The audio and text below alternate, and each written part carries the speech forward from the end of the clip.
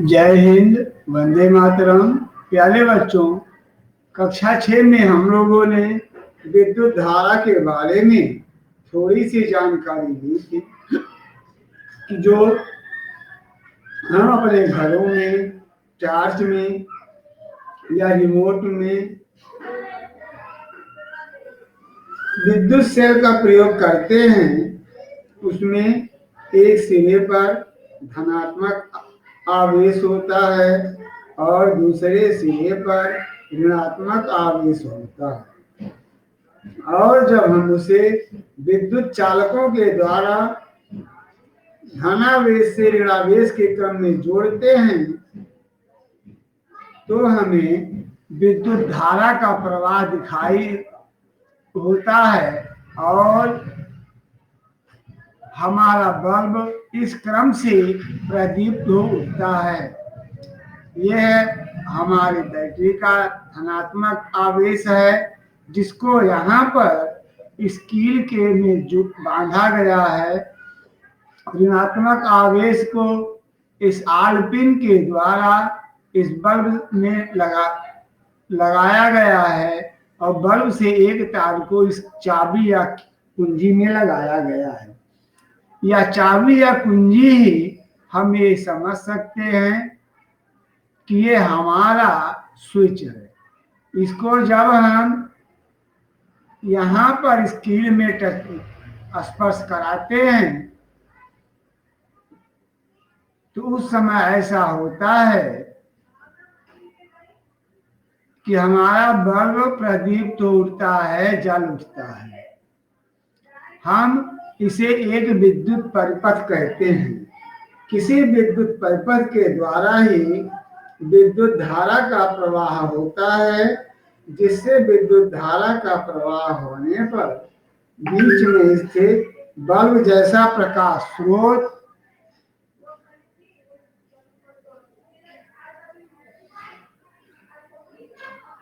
विद्युत धारा का प्रवाह दिखता है, तो ऐसी स्थिति में हमारा ये बल्ब प्रदीप्त हो उठता है। अब हम यहाँ पर प्रयोग होने वाले कुछ विशेष चिन्हों को देखते हैं कि जब हम पढ़ते रहते हैं तो कहीं कहीं पर हमें इस प्रकार के दो चिन्ह हमें दिखाई देते हैं।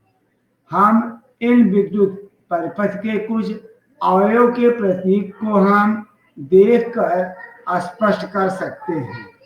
ये चिन्ह हम लोगों को विद्युत उपकरणों पर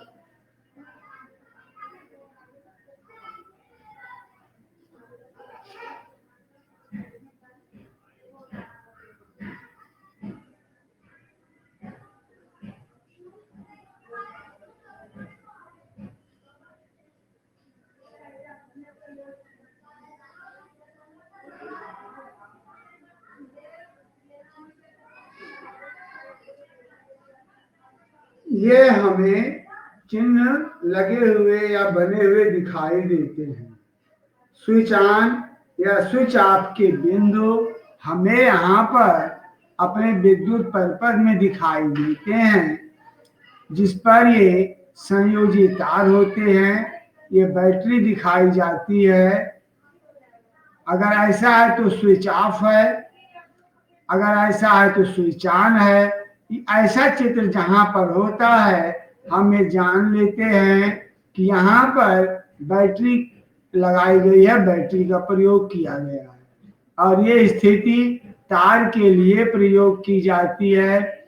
ये विद्युत बल्ब का प्रतीक होता है। इस प्रकार यहाँ दो सेल की बैटरी को जोड़कर दिखाया गया है। ये इसका धनात्मक सिरा है, ऊपर नीचे का ऋणात्मक सिरा है और इन बैटरियों के बीच में ऋणात्मक में धनात्मक चिन्ह को जोड़कर दिखाया गया है और यहाँ 4 सेल की बैटरी को भी जोड़कर दिखाया गया है। हमने इन पर जो धनात्मक और ऋणात्मक चिन्ह देखा है, धन से ऋण को और धन से ऋण को ही जोड़ते हैं, क्योंकि धारा का प्रवाह धनात्मक आवेश से ऋणात्मक आवेश की ओर चलता है। इसे हम अपने सेल होल्डर, जहाँ पर बैटरियां नियोजित की जाती हैं उसे हम सेल होल्डर कहते हैं। जैसे यहाँ पर ये बनाकर दिखाया गया है, या हमारे रिमोट में जहाँ बैटरी का प्रयोग किया जाता है वही उतना भाग सेल होल्डर कहलाता है। अगर एक बैटरी का स्पर्श है तो एक बैटरी का सेल होल्डर दिखेगा, और अगर अधिक बैटरियां हैं तो अधिक बैटरियों का सेल होल्डर दिखेगा। यहाँ पर तुम्हें ये ट्रक की बैटरी को काट कर दिखाया गया है।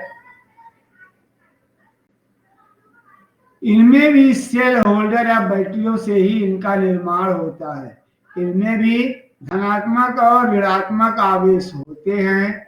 इसको यहाँ काट कर ये जो प्लेटें दिखाई गई हैं इनमें ही विद्युत धारा का आवेश प्रवाहित होता है।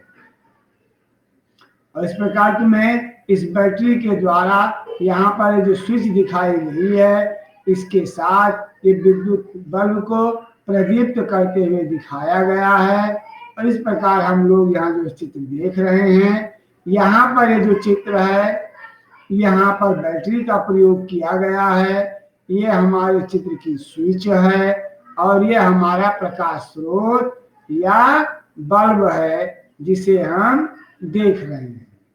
इस प्रकार हमें विद्युत परिपथ का आरेख हमारी पुस्तकों में या हमारे नोटबुक में देखा जाएगा और बनाया जाता है। तो यहाँ पर जैसे भी हम देख रहे हैं ये हमारी, यहाँ पर देखिए ये हमारा विद्युत स्विच है, ये हमारे विद्युत बैटरी है यहाँ पर, और ये हमारा स्रोत है जो विद्युत ऊर्जा से संचालित होता है, जो विद्युत ऊर्जा से संचालित होता है।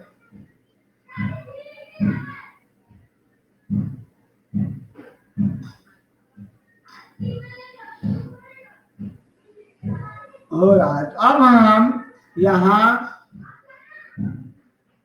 यह सावधानी हमें ध्यान देना होता है कि कुंजी अथवा स्विच को हम परिपथ में कहीं भी प्रयोग कर सकते हैं। जब हमारा स्विच ऑन होता है तो विद्युत धारा का प्रवाह धनात्मक आवेश से ऋणात्मक आवेश की ओर संचालित होता है, तब इसको हम एक परिपथ कहते हैं। और जब हम स्विच को ऑन कर देते हैं तो संपूर्ण परिपथ में विद्युत धारा तुरंत प्रवाहित होने लगती है, और जब स्विच ऑफ कर देते हैं तो परिपथ अधूरा होता है, तब इसे ही खुला परिपथ कहते हैं। इस स्थिति में परिपथ के किसी भी भाग में कोई विद्युत धारा प्रवाहित नहीं होती। अब इस पॉइंट में हम पढ़ेंगे विद्युत धारा का तापीय प्रभाव।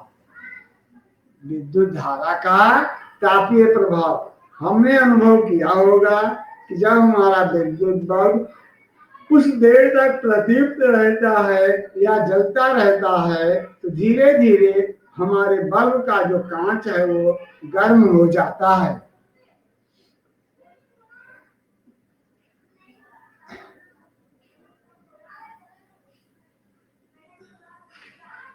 तो इस प्रकार हम ये देखते हैं कि विद्युत धारा अपना तापीय प्रभाव भी असर दिखाता है। अब यहाँ पर हम लोगों ने तापीय प्रभाव के रूप में विद्युत धारा का जो तापीय प्रभाव का उपयोग किया जाता है उसी के रूप में हम विद्युत हीटर का प्रयोग करते हैं या विद्युत वाटर हीटर का प्रयोग करते हैं। वहां पर तापीय प्रभाव के द्वारा हम अपना भोजन या कुछ पदार्थ तैयार कर लेते हैं और अपने बर्तन में रखे हुए इस तापीय प्रभाव के द्वारा पानी को गर्म किया जा सकता है।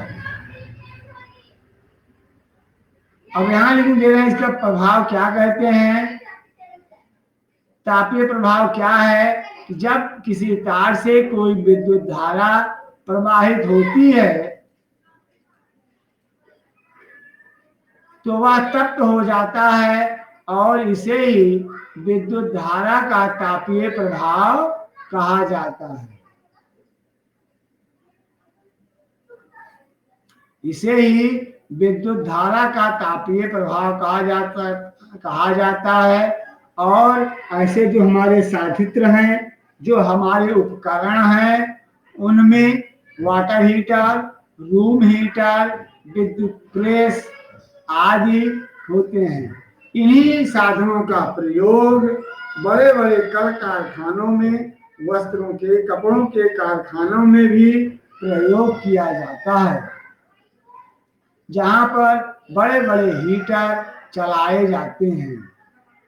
इसमें हमने देखिए ये निमंजन तापक यहाँ पर देख रहे हैं, ये सभी विद्युत साधित्र ऊष्मा के तापीय प्रभाव पर कार्य करते हैं। जैसे विद्युत निमंजक तापक, इमर्शन हीटर, हॉट प्लेट, विद्युत इस्त्री, गीजर, विद्युत केतली, हेयर ड्रायर आदि ऐसे उपकरण हैं जो इस विद्युत धारा के तापीय प्रभाव पर कार्य करते हैं। और इसी विद्युत धारा के तापीय प्रभाव के कारण ही हमारा यह बल्ब का तंतु भी प्रदीप्त हो जाता है, गर्म होकर चमकने लगता है, जो हवा की अनुपस्थिति में इस बल्ब के द्वारा प्रकाश देना प्रारंभ कर देता है।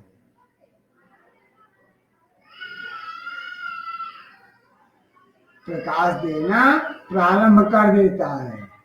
और यहाँ ये लिखा है कि यदि किसी तार से बड़े परिमाण की विद्युत धारा प्रवाहित होती है तो तार इतना अधिक तप्त हो सकता है कि पिघल कर टूट भी सकता है।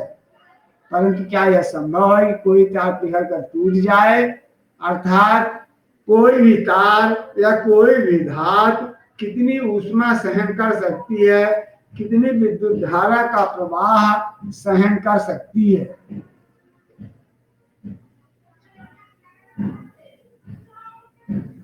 अभी हमने एक सेल के द्वारा प्रयोग सीखा था, लेकिन अब उसी कार्य को 4 बैटरी या 4 सेलों की बैटरी से प्रयोग करना हम सीख सकते हैं।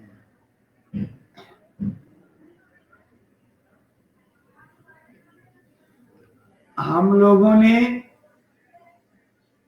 यहाँ देखा होगा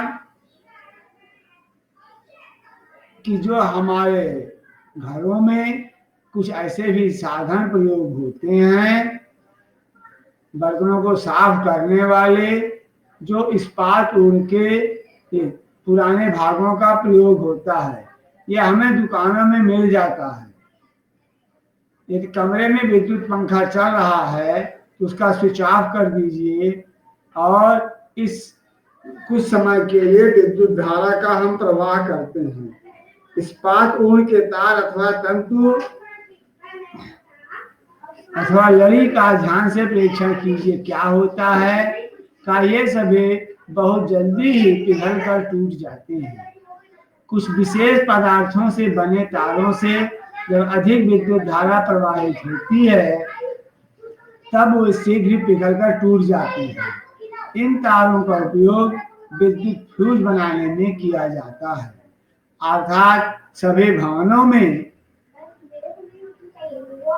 प्रत्येक विद्युत परिपथ में फ्यूज लगाए जाते हैं। आखिर इन फ्यूजों का उपयोग क्यों किया जाता है?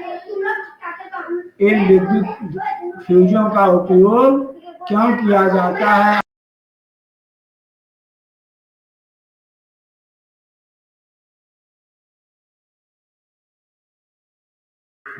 हम ये पढ़ते हैं इन विद्युत फ्यूजों का उपयोग क्यों किया जाता है।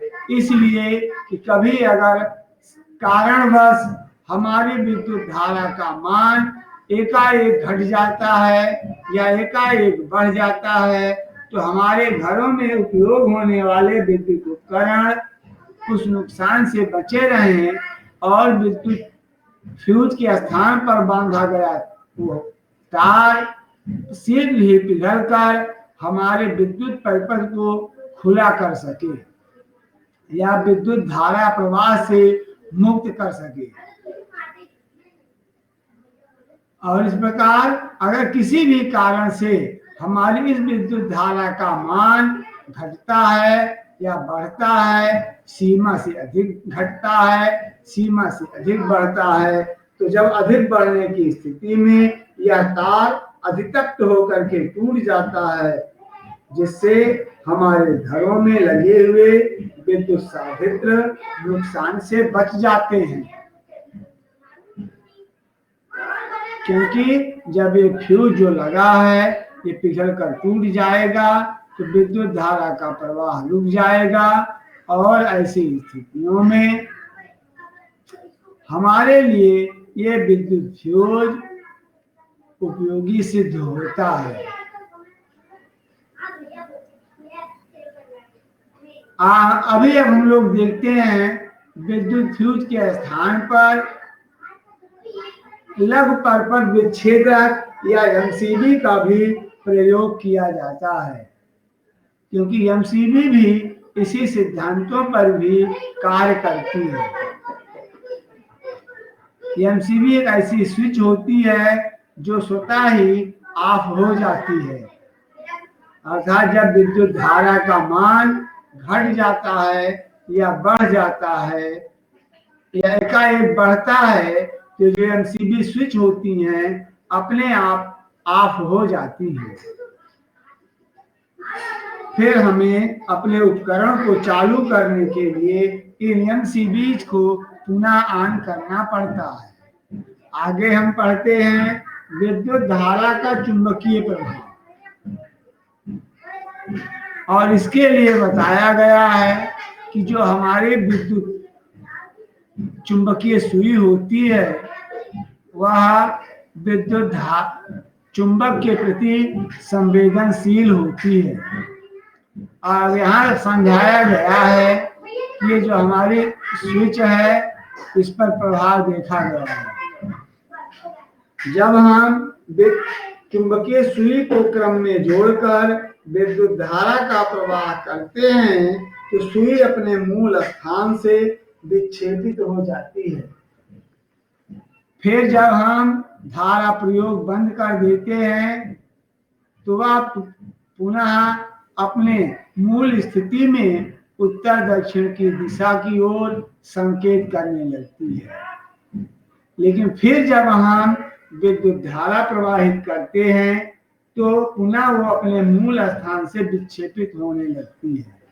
इसी प्रकार जब हम कोई चुंबक भी इसके पास ले जाते हैं तो वह भी विक्षेपित हो जाती है। अब हम इस पर संबंध स्थापित करते हैं कि किसी तार में यहाँ विद्युत धारा प्रवाहित करने पर वह तार भी विद्युत चुंबक की भांति व्यवहार करता है। अगर हम किसी तार की कॉइल में भी विद्युत धारा का प्रवाह करते हैं तो वह तार भी चुंबक की भांति व्यवहार करता है। इस सिद्धांत को हैंस क्रिश्चियन आर्स्ट्रेल नामक वैज्ञानिक ने ज्ञात करते हुए हम सबको बताया था। वो ऐसे पहले व्यक्ति थे कि जब उन्होंने ये देखा जब किसी तार से विद्युत धारा प्रवाहित होती है तो उसके पास रखी हुई चुंबकीय सुई में विक्षेप होता है, अर्थात वह अपनी मूल स्थिति से विक्षेपित हो जाती है। तो अब यहाँ उन्होंने ये सिद्धांत प्रयोग किया कि जब किसी तार से विद्युत धारा प्रवाहित की जाती है तो वह चुंबक की भांति व्यवहार करता है और इसे ही विद्युत धारा के चुंबकीय प्रभाव के रूप में प्रयोग किया जाता है या समझा जाता है। और इसी सिद्धांत का प्रयोग करते हुए आगे हमारे वैज्ञानिकों ने विद्युत चुंबक के सिद्धांत को प्रतिपादित किया। अब विद्युत चुंबक के बारे में हम